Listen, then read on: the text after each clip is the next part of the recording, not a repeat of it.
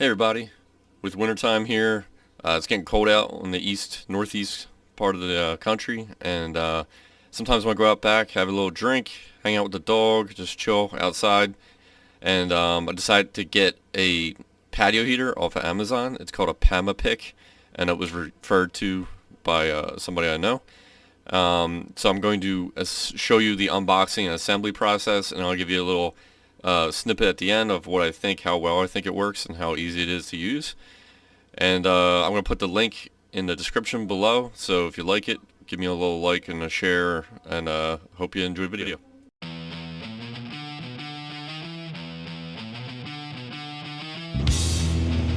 We got the outdoor patio heater. Put this thing together. And give it a little review here. Here's all the parts that came out of the box.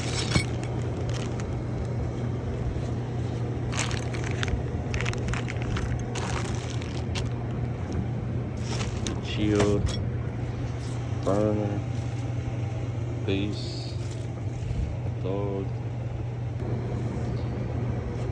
This paper is in here, which talks about to protect heater from strong wind, anchor the base securely to the ground with screws, and it has these brackets, and it has a separate bag here.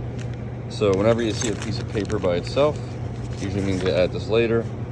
I'm sure somebody probably sued them or something, or they had warranty claims, so I might come back and do this later. Start with, or ignoring anchoring to the ground, because I don't plan on anchoring it. I plan on keeping it in the back of my patio here. So we're going to skip that step. Alright, the first step we worked on is attaching the wheel assembly to the base, which was pretty simple. There are two bolts that pop through the back under here. They come through the front.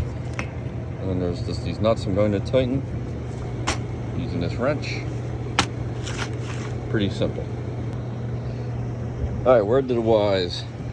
The back of the nuts and screws spin when you do it, when you're putting on the wheels here.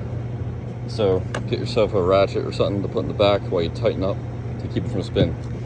Next step, install the base cylinder housing to the base using M5 by 8mm screws. Pretty simple. Slide this housing over top of these little tabs and then screw these in.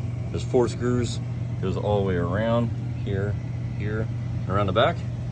Piece of cake. Okay, the next part's a little confusing. Put the pole up through the inside of the door, up through the hole. You might want to get something to prop it up, or get another person to help you here. And then it's telling me to use M6 by 10mm bolts. That seems pretty straightforward. So if I go to the package over here, but then it says use 0.6 small flat washers, and it's confusing because this and this are both say the same hole size, but the washer is bigger or smaller. So I'm gonna use the smaller ones and see if it works. Not as hard as I thought. Since this is so light, I was able to get my drill and put my socket bit on the end of it, and that is a 10mm bit, and I was able to just hold this while I put the bolt right into the base of this from underneath. So put the ring, then put the washer, then put the bolt through it, and go all the way around all 4 holes while I was holding it. And then now, just take this cover, put it on top, and that just kind of sits on top.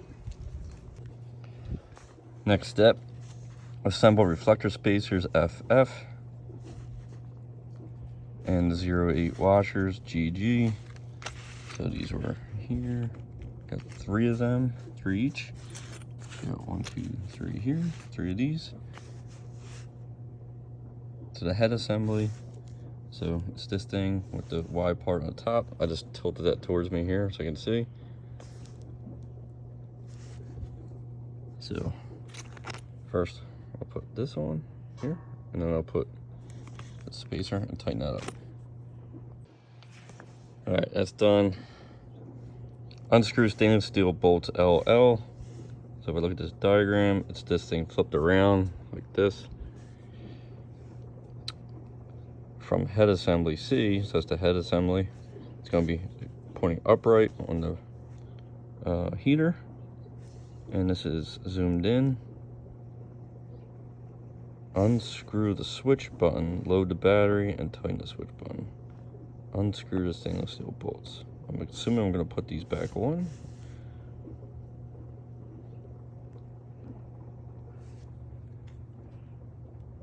That's interesting. All right, I'm just going to unscrew these guys here with the wrench. So these bolts here, I'll take off, and then the next part is unscrewing the igniter, what it looks like here, and putting the battery that's included in, which is a AAA battery. All right, next, insert the hose and the head of assembly into the post J. So this is the assembly, and the hose, which is going to sit on the post. Secure the head assembly C to post J with stainless steel bolts. That's what I just took off. So these are these 10mm bolts. And the control knob of the head assembly should be above the decal on the post. So it didn't tell me how to align the decal, but I just put the decal in front of where the propane is going to go. So I assume that's where people are going to be facing when they operate this thing. So we will align the bolts here and attach those and slide the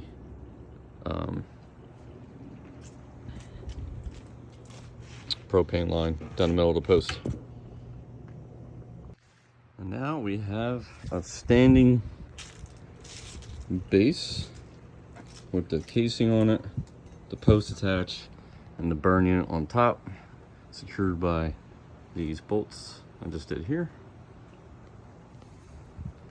So you just, whenever you tighten things like this, do each opposite end. So I tighten this one first, then I went to the opposite side and lightly tighten this one, and lightly tighten this one, and lightly tighten that one, and went back to the beginning and securely tightened, securely tighten, securely tighten, securely tighten.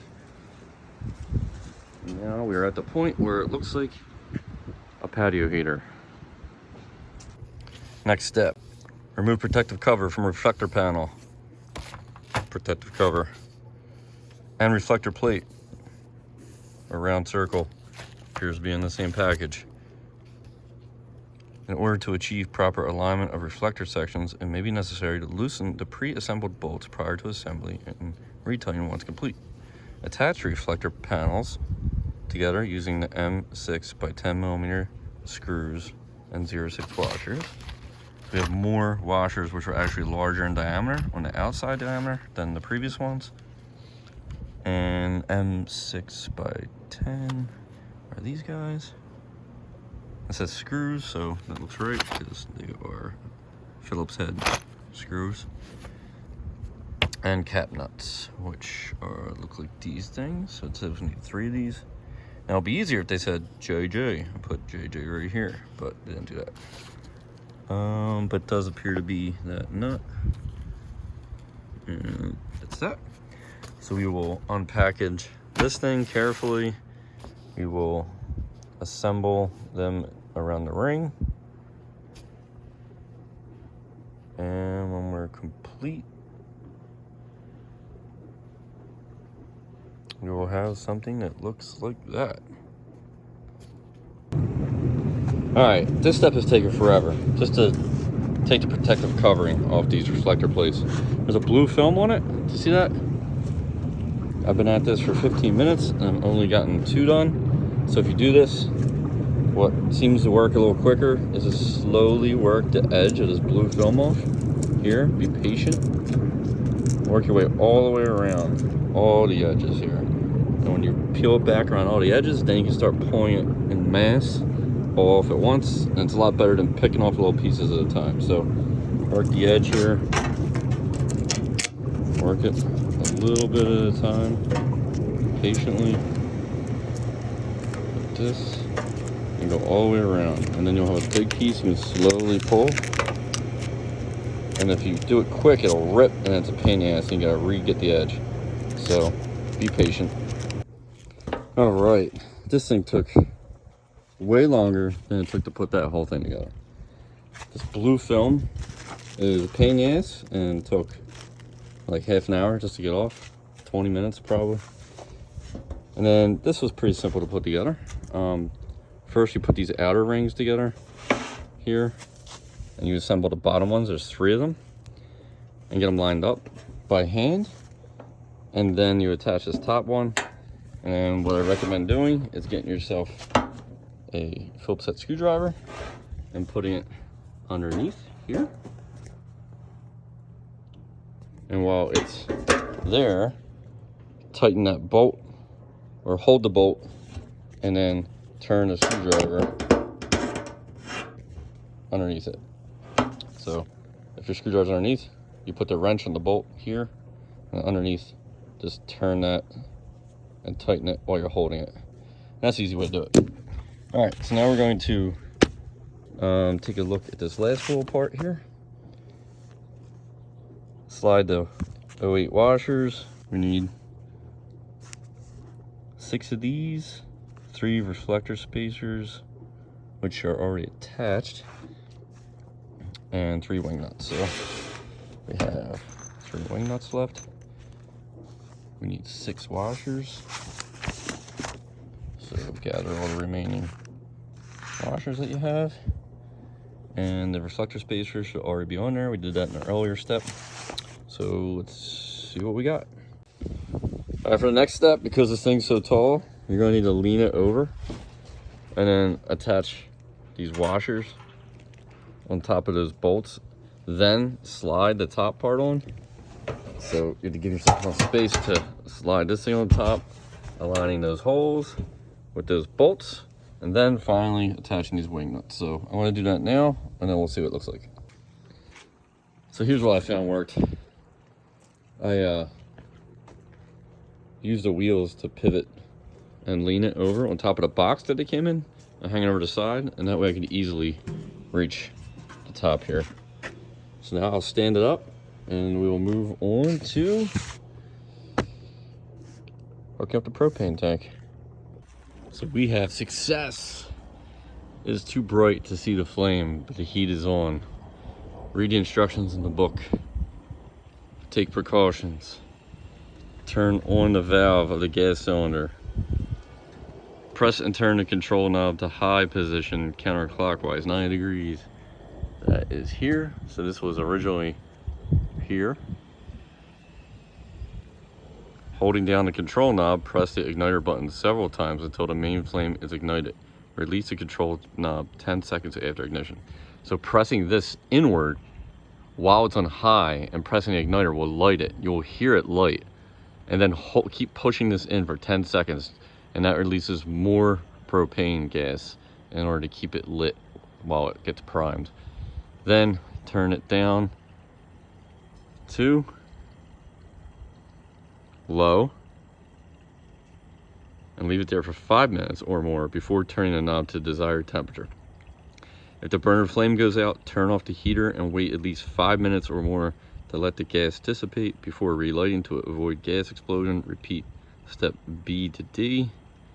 And turn off the heater, turn the control knob to high, press and turn the control knob to off. Turn off the valve on the gas cylinder and disconnect. So make sure when you're done, you always turn off your gas cylinder knob, and it says disconnect the line, but at this point we're good to go. We have success.